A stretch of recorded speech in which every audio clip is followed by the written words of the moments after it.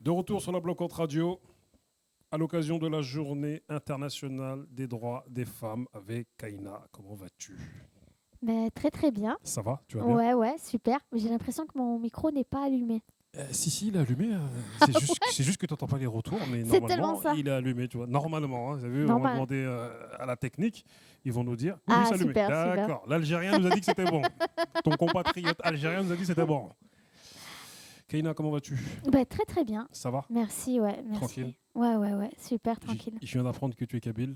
Je suis kabyle, ouais. Ah, Ouais. Béjaïa. Béjaïa. Voilà. Béjaïa City. Béjaïa City. Ouais. Ça va, tout se passe bien là-bas. Ouais, je suppose. Vu que je suis ici. Voilà, nous on a des amis kabyles qui ont d'ailleurs un magasin qui s'appelle BNK Fashion à Grigny. Qui s'appelle comment? BNK Fashion, c'est famille Ben Kolai. D'accord, ok. Voilà, Placement de produit, on est là. Voilà, c'est ça, t'as vu, j'ai placé direct sur le produit. Pour mes gars, on est là. Aïe. Dis-nous tout. En cette journée internationale des droits des femmes, qu'est-ce que ça t'évoque ça? Qu'est-ce que ça m'évoque? Beaucoup de choses.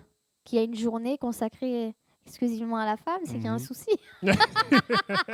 Non, soit dit en passant, c'est une belle initiative de le faire à Grigny. C'est une belle initiative dans le stand-up, là où on n'est pas beaucoup de meufs représentées. Donc c'est cool. Mais au-delà de ça, ouais, dans l'ensemble... Nous, on a pour habitude de se dire les choses. On est sans langue de bois et je sens que tu es en train de... Moi, j'ai l'impression de deviner tes pensées. Tu es en train de te dire... Parce que c'est une question que j'allais te poser en plus. Est-ce que c'est une journée où...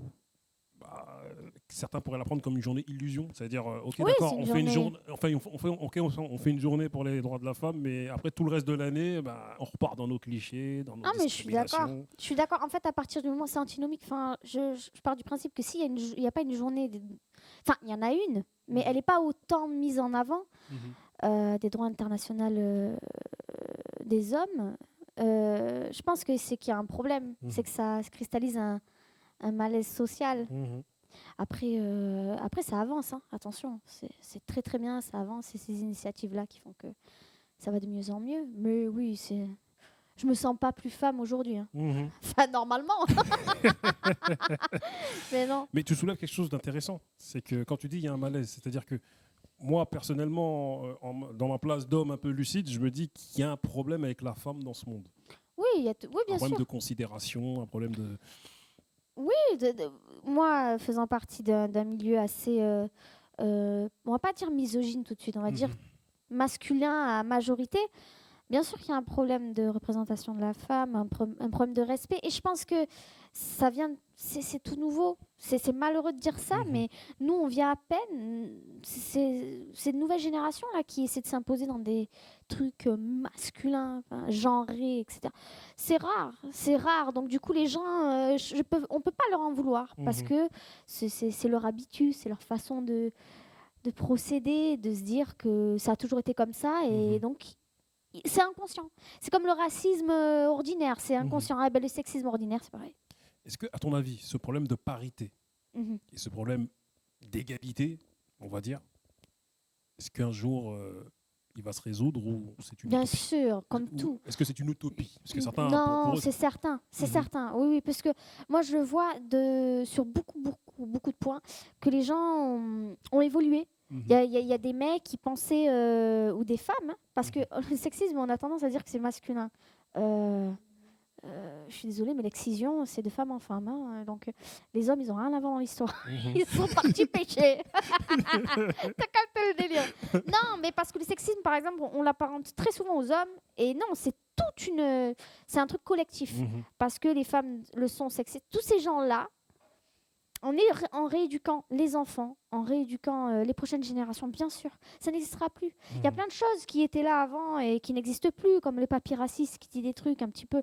Tu dis là, tu vois, t'as le mec en face, c'est le petit-fils.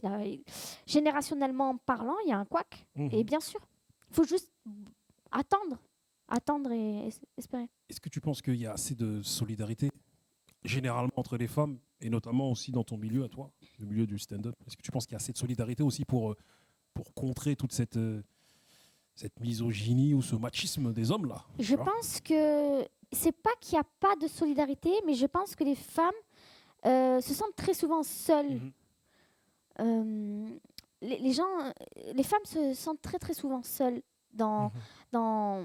En fait, bizarrement, les femmes, on est encore dans... C'est comme les Noirs. Il y a Mhm. Simone de Beauvoir qui disait ça très souvent. Pas vu, je sais. T'as compris. Non, mais parce que, par exemple, pour les Mhm. Noirs, souvent, il y a ce style-là, ce style-là, ce style-là. Enfin, eh ben, les femmes, il y a encore la maghrébine, la blanche intello, la délurée. Et en fait, on est encore dans ça. Donc, je pense que c'est pas une question de solidarité.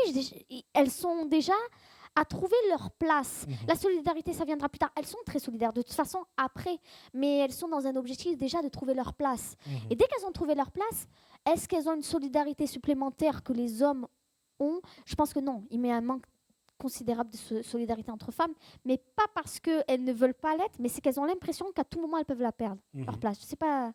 Et si, je vois, Moi, c'est une impression que j'ai Mhm. après. c'est un espèce de paradoxe, on est dans Oui, une oui, espèce c'est de qu'elles ont. dualité, on est dans un... Exactement. Mhm. C'est-à-dire qu'on se dit, putain, on n'est pas représenté, mais à la fois, si tu vois une autre femme, tu te dis, c'est une concurrente. Mhm. Et ça a évolué parce qu'on m'a dit qu'à l'époque, dans l'humour, les meufs, elles se disaient à peine bonjour.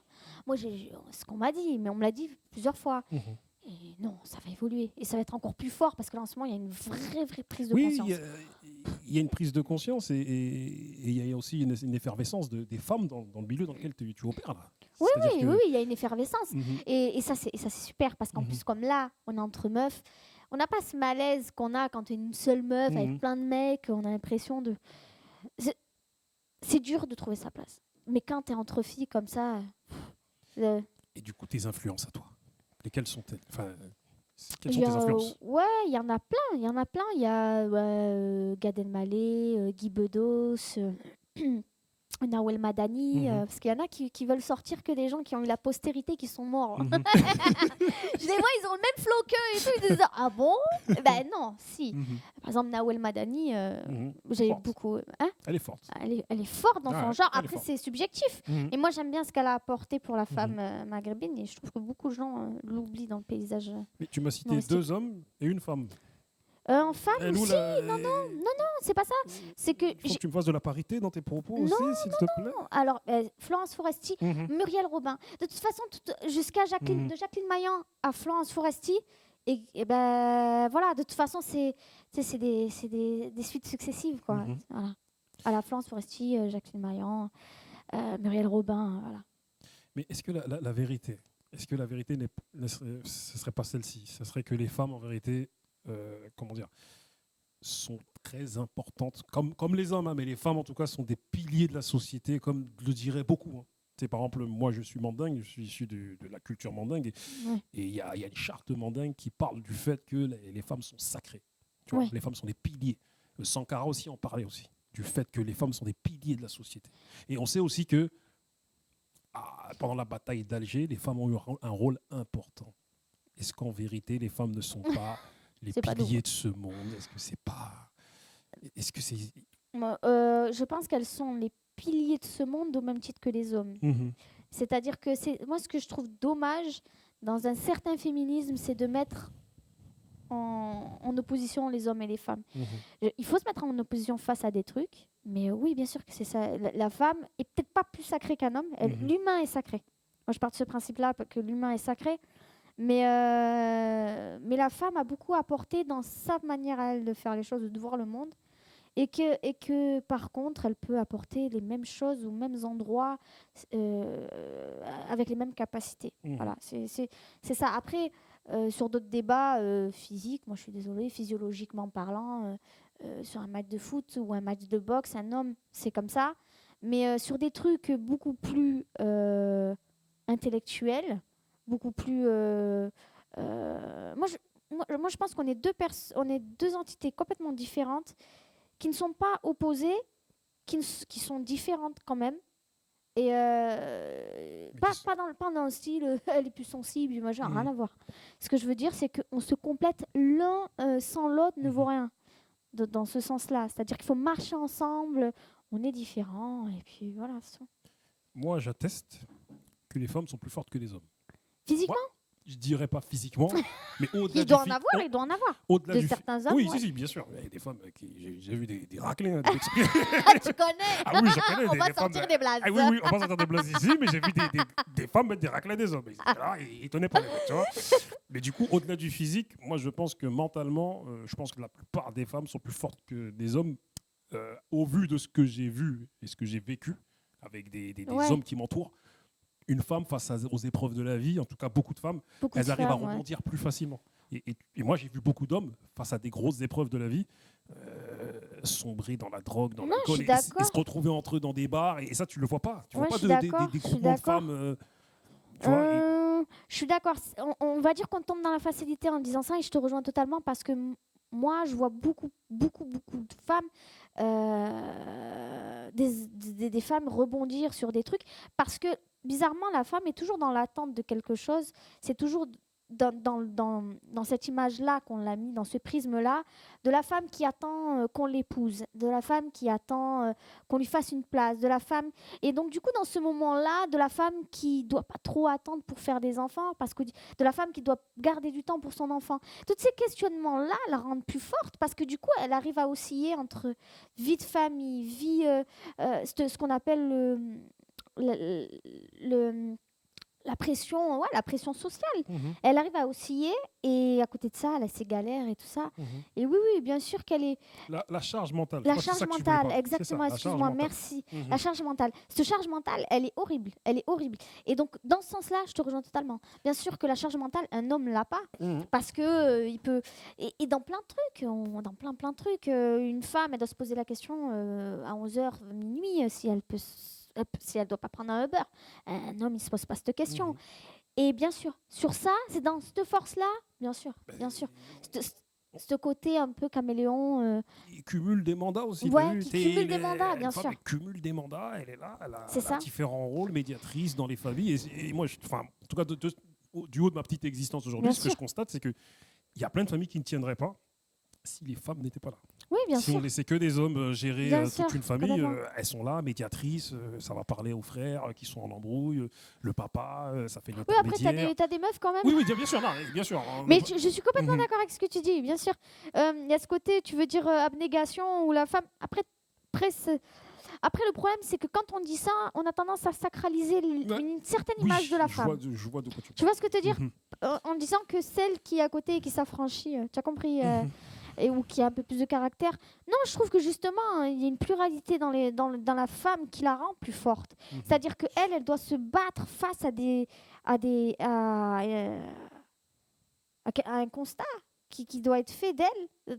Dès qu'elle est née, il faut que tu sois comme ça, parce que si tu es différente, ça va être mal vu.